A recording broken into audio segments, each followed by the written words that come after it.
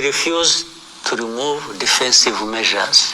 Whether it means the troops or troops and whatever else, we call it a defensive measure. Wumva niye kuba Perezida wa Repubulika y'u Rwanda ati twahakanye cyangwa se twanze gukuraho ingamba z'ubwirinzi ati uko azita kose, yaba kujyana ingabo cyangwa se ingabo, yaba umubundi buryo uko wabyita kose, ni ingamba z'ubwirinzi niko tuzita. And in your logic, why would a threat be against me? And you are asking me to remove my defensive measures, but you are not dealing with the threat. What is the logic? Ati ahanga hati hanyuma muri logique yawe, ushize muri logique yawe cyase mu nyurabwenge, ni gute naba mfite ikibazo kinyugarije, ikibazo kiri kumbuza amahwemo, hanyuma ukambwira ngo ninkureho ingamba z'ubwirinzi zirinda icyo kibazo kimbuza amahwemo, ariko kandi ntuhangane n'icyo kibazo kiri kumbuza amahwemo. None ubwo logique iri hagati aho ngaho yabiyihe? Beacon of Hope Magazine TV mbahaye ikaze ngo tuganire. Aya magambo maze kumva ni ikiganiro, ni amagambo akubiye mu kiganiro umukuru w'igihugu cy'u Rwanda nyakubahwa Paul Kagame yagiranye na Jeune Afrique. Ni ikiganiro batahise bashyira ku mbuga nkoranyambaga zabo nka YouTube cyose uko cyakabaye, ariko hariho amashots video ntoya ari nayo imwe muri izi ngizi ndimo mbabwiraho. Ariko naje kubona inyandiko ikubiyemo ikiganiro cyose uko cyakabaye, nayibonye ku gihe.com. Ni ikiganiro umukuru w'igihugu yagiranye na Jeune Afrique gikubiyemo ibibazo n'ibisubizo, ariko gikubiyemo ingingo nyinshi. Hakubiyemo ingingo zirebana n'ingamba z'ubwirinzi uko ntangiye ari byo ngaruka wabyumvaga cy'u Rwanda rutekerezaho. Hakubiyemo ibibazo birebana n'ingabo z'u Rwanda ziri mu butumwa bwo kugarura amahoro, guhangana n'ibyihebe muri Mozambique, aho abivuga ko zishobora kuzavayo bitewe n'imyanzuro yafashwe n'umuryango w'ubumwe bw'uburayi wo guhagarika inkunga bahaga izi ngabo muri ubu butumwa.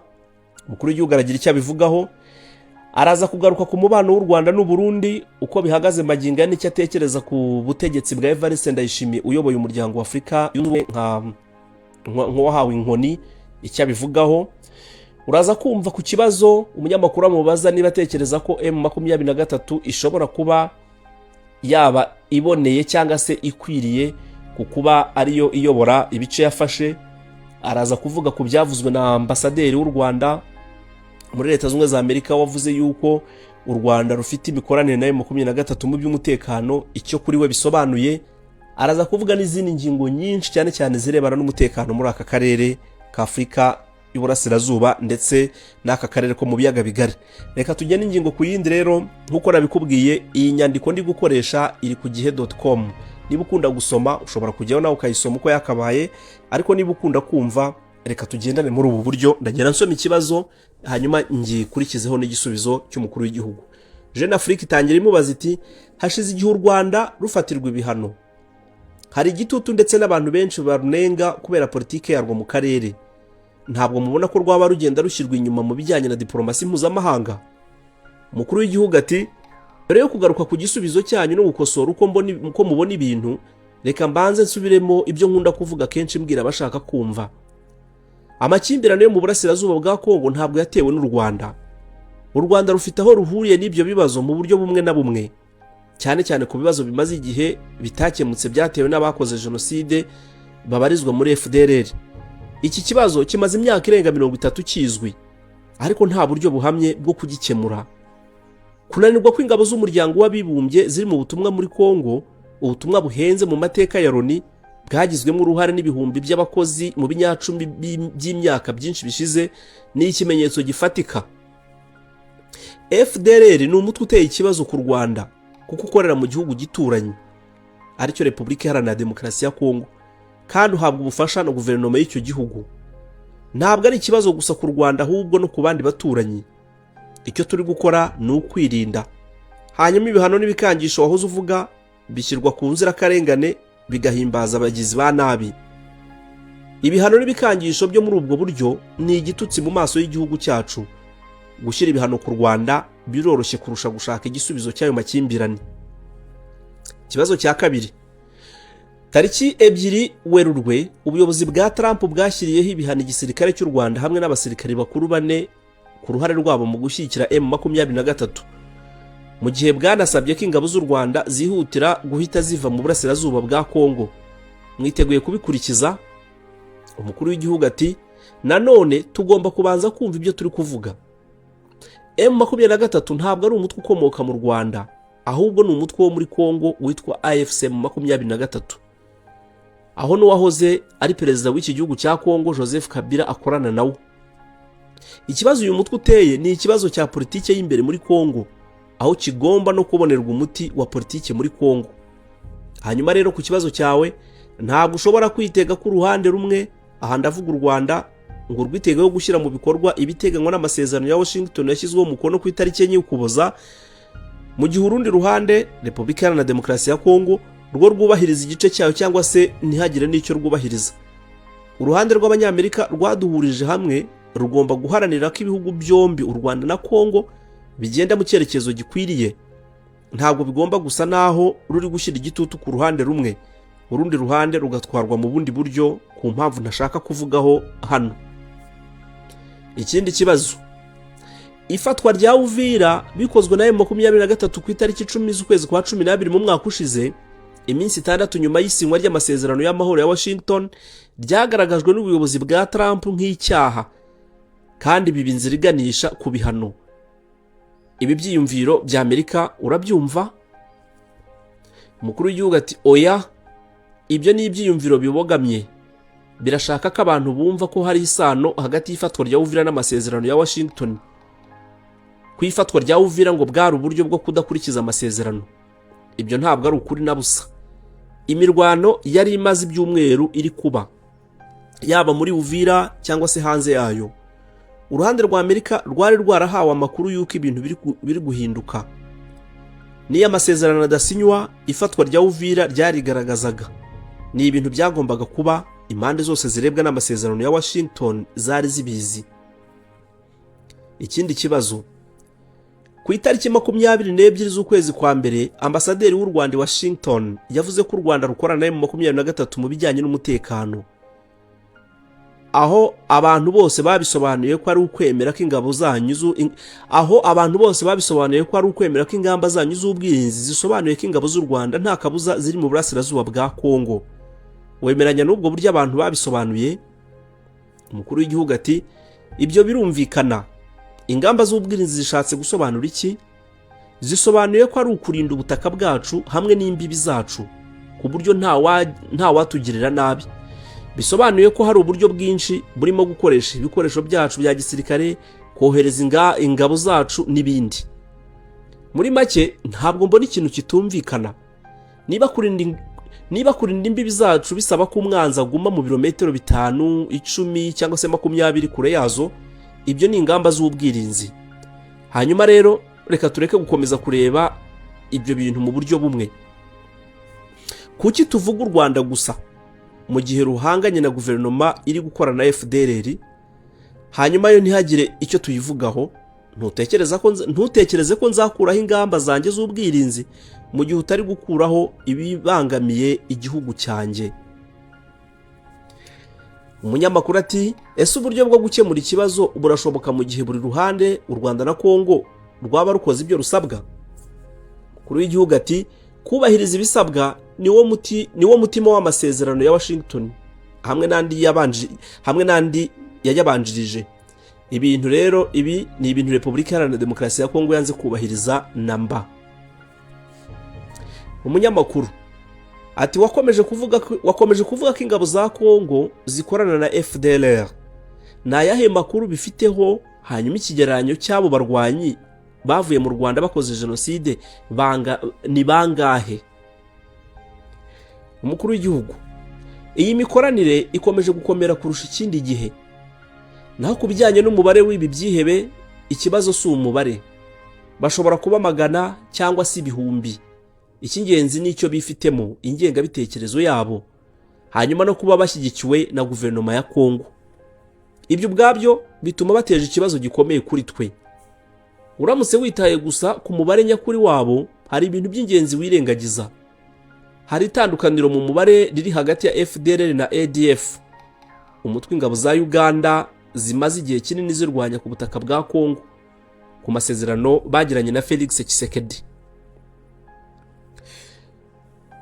Umunyamakuru ati guverinoma ya Kongo imaze igihe kinini ivuga ko ishaka gushyira iherezo ku bikorwa bya FDLR kandi ivuga ko ibifitemo ubushake. Nyakubahwa Perezida wa Repubulika ati hanyuma umusaruro ni uwuhe?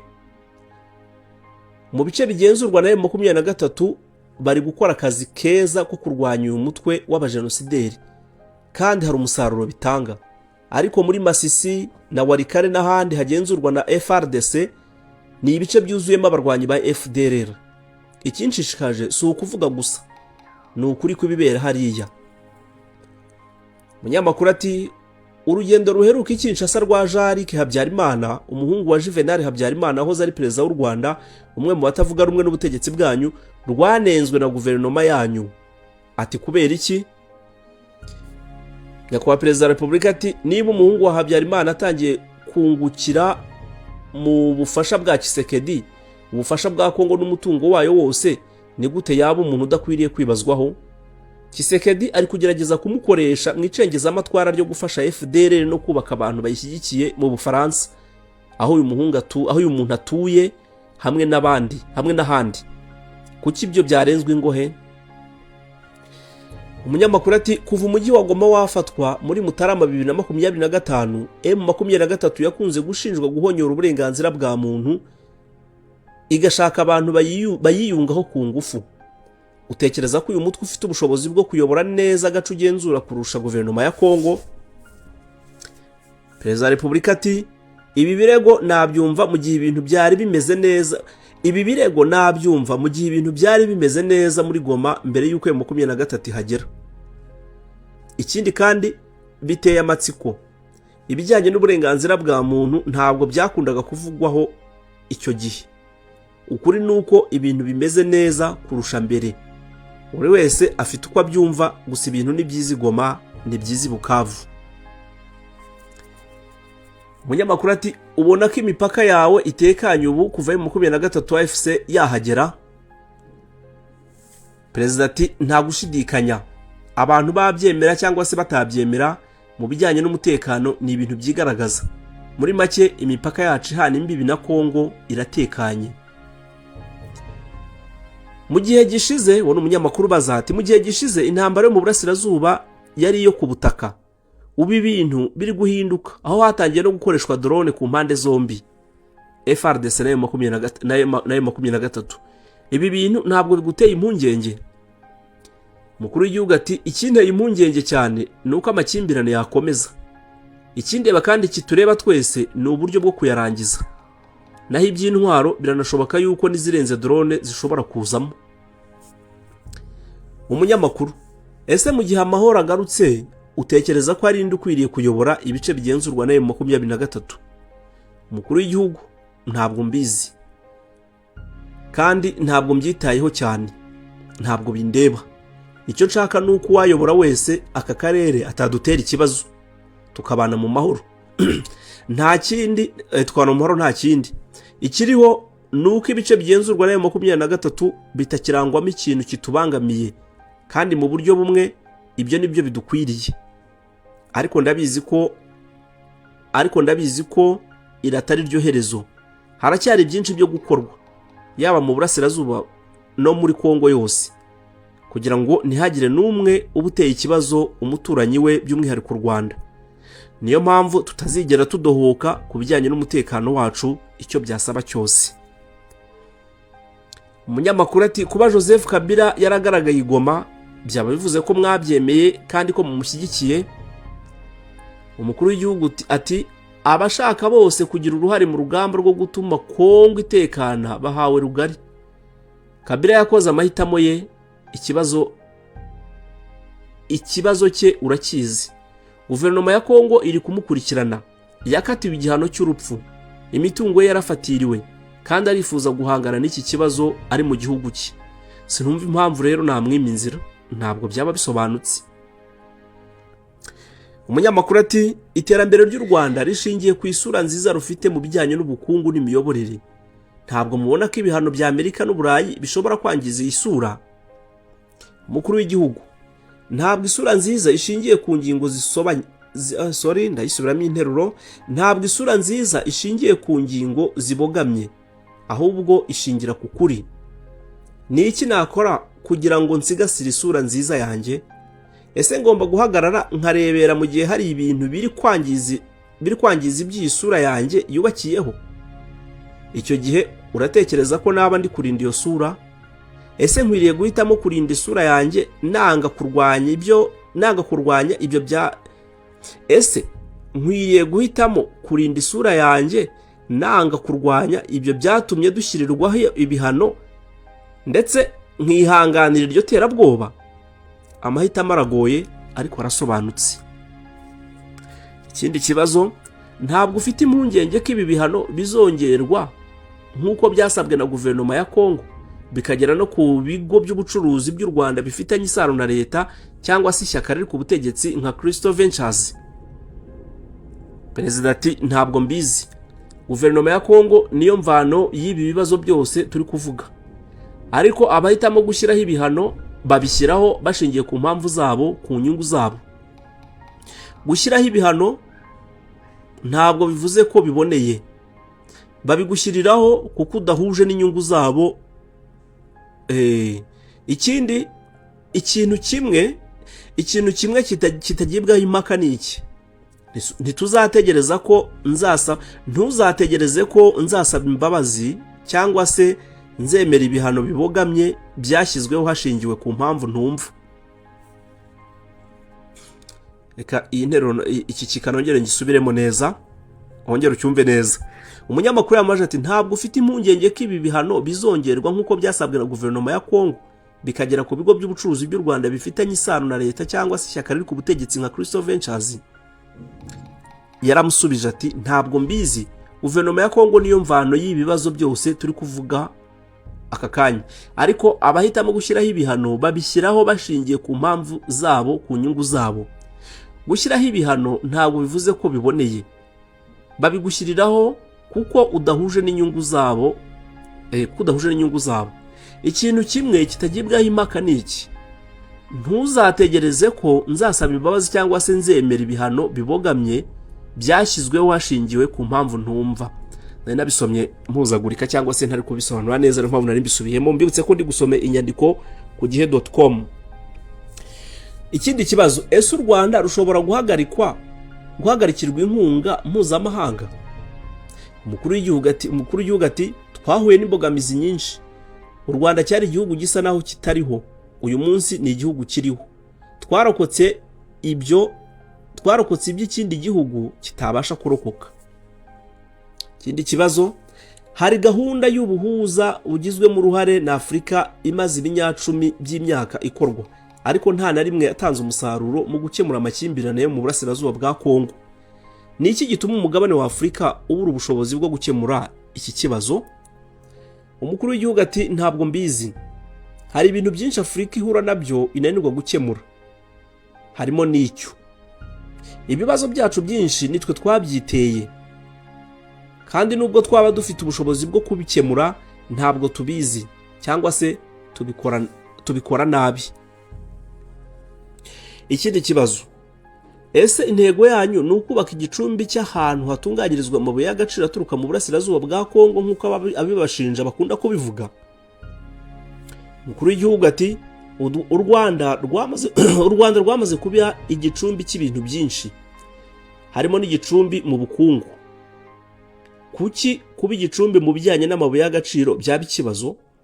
Ni gute ibi biba ikirego?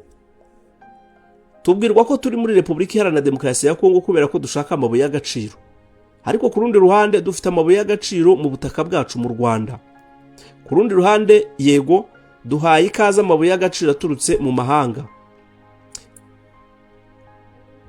Amabuye y'agaciro aturutse muri Kongo anyura mu Rwanda mbere yo kwerekeza i Dubai, mu Bufaransa, mu Bubiligi, Hong Kong n'ahandi. Kuki u Rwanda ari rwo rutoranwa rwonyine rukavugwa? Tugira uruhare mu kugaragaza inkomoko y'ayo mabuye y'agaciro. Dushobora kugaragaza buri kimwe cyanyuze hano n'icyahasigaye. Twakwerekana inyandiko zibigaragaza. Gusa mu bigaragara bahitamo gukomeza gukwirakwiza ibyo birego. Ikindi kibazo, Evariste Ndayishimiye perezida w'u Burundi yatorewe kuyobora umuryango wa Afurika yunze ubumwe muri Gashyantare muri manda y'umwaka umwe, ushingiye ku mubano ugoranye mufitanye n'uyu muturanyi. Ese iki ni ikibazo kuri mwe? Hanyuma ni iki mumwitezemo? Perezida wa Repubulika ati aya ni amakuru meza kuri we, kandi icyo nizeye ni uko azageza Afurika ku bintu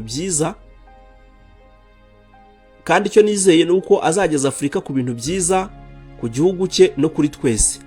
Niba afite ubushake n'ubushobozi ni byiza, niba atari uko biri tuzabyitaho igihe nikigera. Umunyamakuru ati umubano mufitanye n'u Burundi uteye ute ubu? Perezida ati mutuze, ntacyo gutangaza.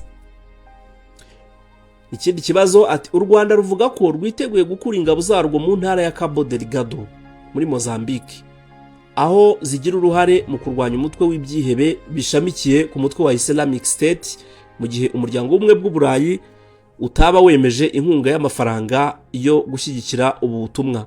Iyo gahunda irakomeje. Perezida wa Repubulika ati twatanze umusanzu wacu muri Mozambique mu myaka hafi 5 ishize ku busabe bw'ubuyobozi bwa Mozambique kugira ngo dufashe mu kugarura umutekano muri Cabo Delgado. Twakoze ibishoboka kandi ibintu byarahindutse ku buryo bugaragara. Ariko ese birumvikana ko tugomba kwishyurira serivisi dutanga? Ese birakwiriye ko twitanga tukigomwa hanyuma tukishyura n'ubwo bwitange? Iyi nkunga ya miliyoni 20 z'amayero itangwa n'Uburayi si impuhwe bagirira u Rwanda, ahubwo ni impuhwe bagirira Mozambique. Twishyura inshuro enye cyangwa se 5 ayo mafaranga kugira ngo ingabo zirenga 5,000 zikore kare akazi, hakiyongeraho n'abapolisi, mu gihe ubushobozi bwacu ari ubw'igihugu gito inshuro 3 ugereranyije n'intara ya Cabo Delgado. Ibigo bikomeye mu bijyanye n'ingufu bikorera muri kariya karere nka Total, Exxon Mobil ndetse na Eni bigomba gushaka uburyo bwo gutera inkunga gahunda z'umutekano bikeneye. Umutekano ugira ikiguzi nubwo utitabwaho ugereranyije n'ishoramari. Ibi bigo hamwe na guverinoma ya Mozambique bigomba kwirengera ikiguzi, cyangwa se guverinoma ya Mozambique ntibishaka umutekano, ntabwo numva impamvu nahaguma undi munsi. Abanyaburayi bafata miliyoni 20 z'amayero ku mwaka nk'aho ari menshi, ndetse bakibaza niba u Rwanda ruyakwiriye. Igisubizo cyanjye kiroroshye. Uko ibintu bimeze muri iki gihe nta mpamvu yo kuyaduha. Niba nta muntu wishyuye ibigenda muri ubu butumwa kugira ngo burambe, twiteguye gucyura ingabo zacu. Ikindi kibazo, ingabo zanyu ziri mu butumwa muri Loni muri Central Africa, muri Sudani y'Epfo, mwaba muri guhura n'imbogamizi nk'izo muri Mozambique? Umukuru w'igihugu ati oya, ariko aha naho nituramuka tubonye ko kuba duhari bidakenewe, byaba bidakenewe n'igihugu dukoreramo cyangwa se Loni, tuzagaruka mu rugo umunsi ukurikiyeho. Ni ibintu byoroshye. Umunyamakuru ati mu Gushyingo 2026 hateganyijwe amatora ku mwanya w'umunyamabanga mukuru w'umuryango w'ibihugu bikoresha ururimi rw'igifaransa OEF. Mwatanze umukandida wanyu Louise Mushikiwabo, mu gihe Felix Tshisekedi nawe afite umukandida we witwa Juliana Lumumba. Ese ntabwo bamufite ku mwuka mubi uri hagati ya Kongo n'u Rwanda ushobora guhungabanya aya matora? Umukuru w'igihugu ati yego, niko nanjye mbitekereza, ariko ni ngombwa ko hagomba kugira utorwa. Nabonye ko Tshisekedi ari gukoresha imbaraga nyinshi mu gushyigikira umukandida we, kandi n'uburenganzira bwe. Ashobora no gutanga abakandida 2 rwose aramutse abishatse. Ibyo ntacyo byampungabanyaho.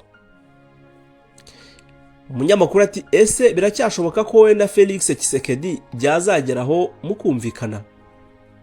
Nyakubahwa Perezida wa Repubulika ati ahari birashoboka, ahari ntibishoboka.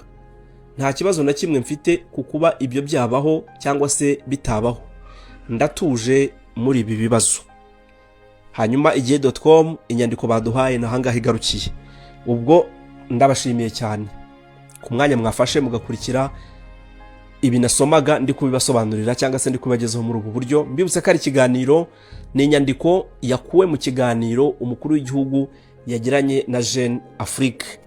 Ugiye kuri YouTube ubasha kubonaho amashorts, video ngufi bagiye bashyiraho, harimo n'imwe muzo natangije ntangira iki kiganiro. Twitwa Beacon of Hope Magazine TV, ndabashimiye kuba mwadukurikiye, mugira ibihe byiza. Ukeneye guhaha byubuse kandi bitakugoye, ntugire impungenge. Easybuy Rwanda irahari ku bwawe. Gura ibiribwa, ibikoresho by'ikoranabuhanga, imyambaro n'ibindi byinshi byose ubibone kuri application imwe gusa. Kora order igihe icyo ari cyo cyose aho uri hose. Ikindi kandi ufite guhitamo uko wishyura, yaba mobile money, gukoresha ikarita cyangwa se ukishyura ibyo wahashya nuko bikugezeho. Tugukorera delivery mu minota itarenze 40 gusa. Downloading application ya Easybuy Rwanda maze utangire guhaha mu buryo bworoshye kandi bwihuse. Ukeneye kutuvugisha wahamagara kuri 0795511894 cyangwa ukadusanga aho dukorera Rwanda X mu nyubako ya Prestige House kuri floor ya 2. Igihe ni iki nguhaha ibyo ukeneye byose kuri application imwe rukumbi.